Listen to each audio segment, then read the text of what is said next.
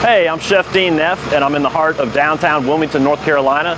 We're at my restaurant, Pinpoint, and today we're gonna go through making a simple chicken roulade, kind of Ballantine style, and it's a real pasture-raised chicken. We're gonna be also going out to the farm of Kyle Spinnerson, Humble Roots Farm, to see his chickens and his family and his operation out there. So we're about to go inside.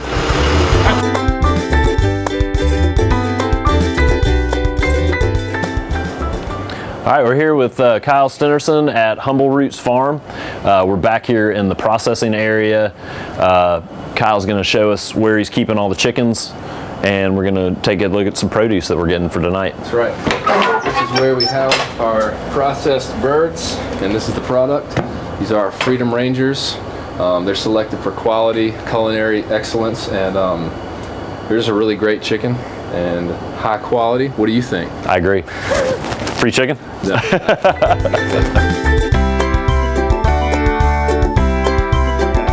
So here we have one of Kyle's pasture-raised chickens. This one's just over 3 pounds. This is a good size for this because we have kind of a smaller breast on these birds. So we want to, the bigger the bird, the bigger the breast will be. So we're gonna basically take all of the bones out, and we're gonna have one piece of meat, and then we're gonna roll it onto itself, torque it, and then poach it. So we're gonna start here. We wanna take the wings off. So we are gonna cut through the joint. Can't cut through bone, but we can cut through joints and cartilage. Very easy. You can kind of, if you can't find it, wiggle the knife a little bit and you'll go right through. We're gonna cut through the joints here, not through the bone. You find where those joints are and you can kind of make a nice cut right through them. With the rest of the carcass, we want to go in here and we want to find the wishbone. Once we get the wishbone out, we're going to be able to successfully remove all of the breast meat and the tenderloin without kind of running into any barriers. So to do that, we're going to pull this skin back, take a knife that's very sharp always, and you want to scrape down on that wishbone. This is going to expose it to where we can get our hand in there and kind of pinch it out and hopefully get it out in one piece. You'll notice with these birds that they've been treated really well. The bones are in better shape than factory chickens. So we're going to cut on either side of the sternum, and then we're going to carefully, keeping that skin in one piece, cut around the carcass and open it up. So again, sharp knife, we're starting to the right side of the sternum from where I'm standing, and then going down the left. This, you can use your hand a little bit as you go to kind of see what's going on. So as we start working our way down, cutting around the cavity,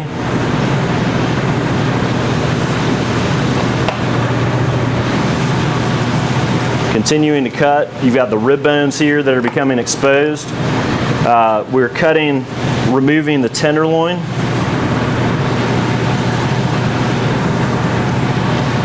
And now what we're going to do, that we've gotten to this point, you can see that we've exposed the inner cavity of the bird. Tenderloins are here. These are the breasts. So now what we're going to do is we're going to disconnect this hip joint on the bird. This is going to help us cut around. We're going to leave the thigh and the leg bones in while we're removing the skin, so we get the skin in one piece. You can notice that we've popped this joint out of the socket. This is important to kind of be able to cut around everything successfully. A lot of times with these chickens, something comparatively, a real pasture-raised chicken versus a factory chicken, you're going to end up really having tougher joints. They're stronger birds, they're meatier, so they're going to be a little bit harder to kind of push through. You'll also know that a lot of times there's a little bit of a tendon still connected after you've popped this out. So what you have to do is kind of cut that out, disconnect it.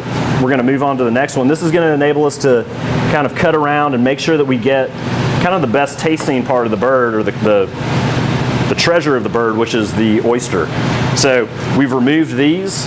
Now the job is to be able to successfully take this meat off of, and skin off of the back, and keep the skin intact so that when we roll it, we have a completely covered roulade with skin. We want that to get nice and crispy. So starting back here and pulling as you go, Right here is where you find that oyster, and you can actually almost pop it out with your thumb a little bit. There is a divot here, and you can notice that that's kind of the treasure oyster piece that people who love chicken, thighs often fight over. And then moving this back, I'm going to go to the other side and kind of do the same thing to catch up with it.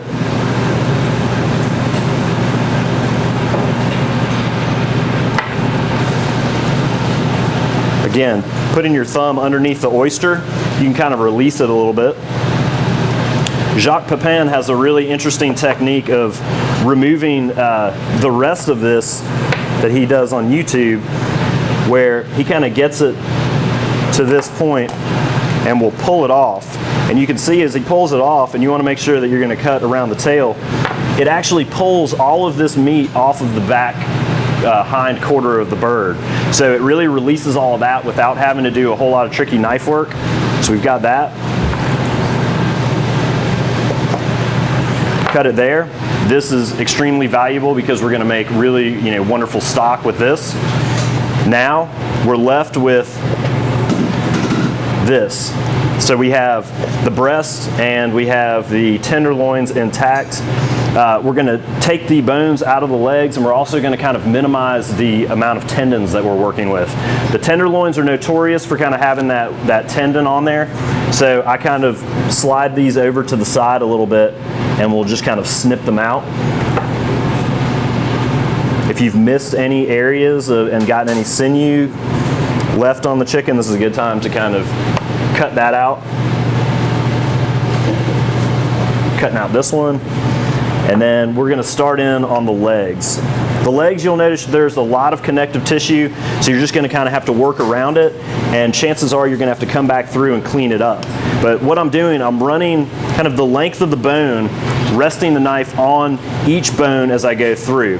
When you get to the joint, there is a cartilage ball, so you do have to kind of go around that. When we get back to trimming it up afterwards, chances are we'll have to cut some of that out as well. So all we're doing here is cutting around these bones and really trying to get the most meat that we can out of here intact. So we've got that.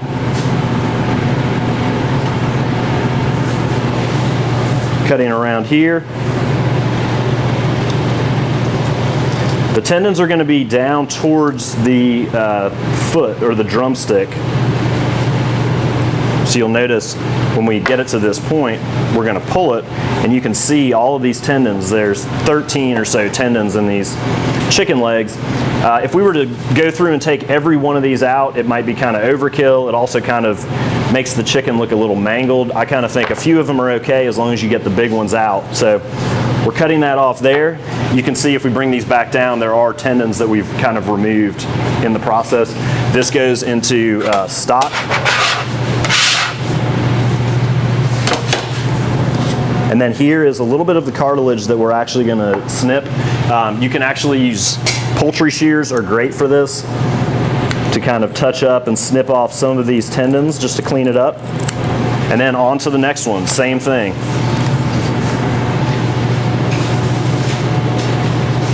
With this bird, we are going to brine it in a very simple brine.